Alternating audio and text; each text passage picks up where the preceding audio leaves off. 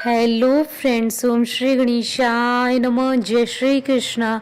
आप सभी का स्वागत है आपके अपने यूट्यूब चैनल पर।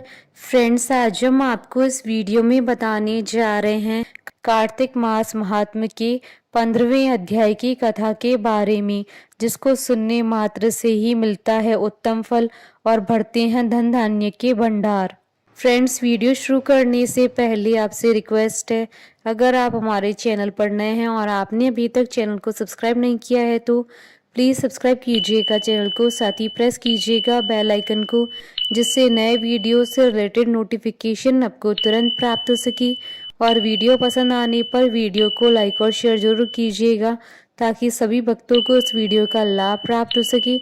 और कमेंट बॉक्स में जय श्री कृष्ण जरूर लिखिएगा। कार्तिक मास महात्म्य सभी प्रकार के विघ्नों का नाश करने वाले तथा सारी सृष्टि का पालन करने वाले श्री गणेश जी तथा ज्ञान के दाता देवी श्री सरस्वती जी तथा सब पुराणों के कर्ता श्री व्यास जी तथा श्री गुरुदेव जी के चरण कमलों में नमस्कार करके भगवान की श्रद्धा और भक्ति रस में डूबे हुए कार्तिक मास महात्म्य की कथा कहती हूँ। कार्तिक मास महात्म्य 15वां अध्याय प्रारंभ। श्री विष्णु भगवान की कृपा हो सब पर अपरंपार, कार्तिक मास का कमल करे 15वां विस्तार।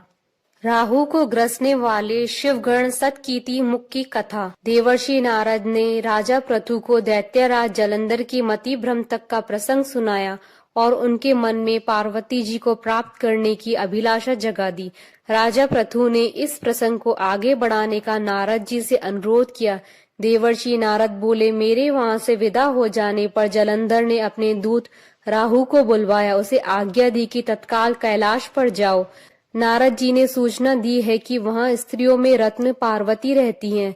अभी उस पर एक योगी का आधिपत्य है जो उसकी योग्य नहीं है। जलंधर ने जितना सुना था शंकर जी के रूप रंग वेशभूषा के विषय में, जितना सुना था उससे भी ज्यादा उनको कुरूप बताने लगा।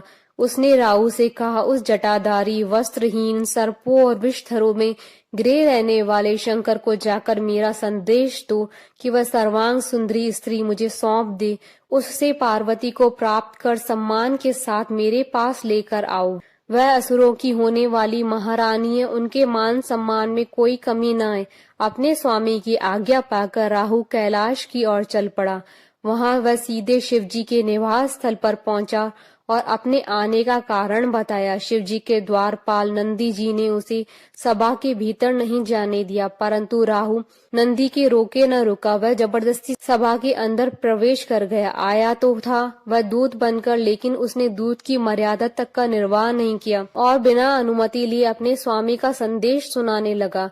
उसने जैसे ही कहा कि हे अमंगलकारी स्वरूप वाले शिव, अपनी सर्वांग सुंदरी स्त्री पार्वती को दैत्यराज जलंधर की सेवा में प्रस्तुत करके जलंधर की कृपा प्राप्त करो, तो शिवजी क्रोधित हो गए।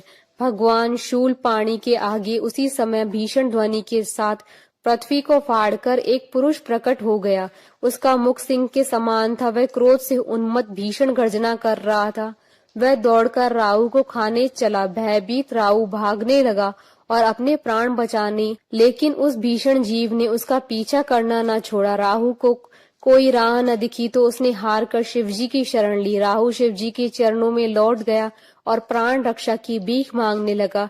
वह दूत धर्म की बात करने लगा, जो राहु कुछ समय पूर्व तक सारी मर्यादाओं को भूल चुका था। अब वही दूत होने की बात कहकर प्राण रक्षा की याचना करने लगा। शिवजी तो परम दयालु हैं, उन्होंने राहु को क्षमा कर दिया और फिर उस विकराल जीव को शांत करने का प्रयास करने लगे।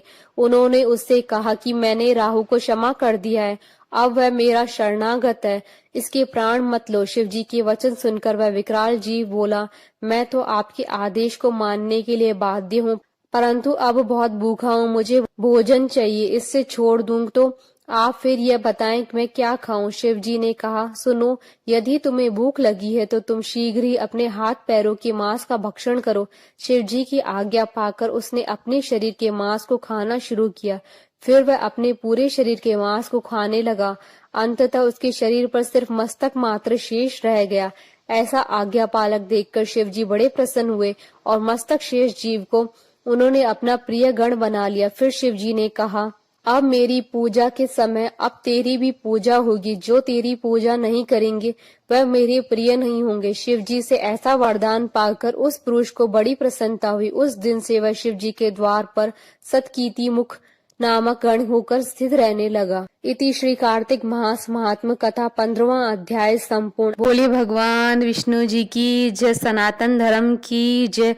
हमारे साथ इस वीडियो में अंत तक बने रहने के लिए आपका धन्यवाद। ओम श्री गणेशाय नमः। जय श्री कृष्णा।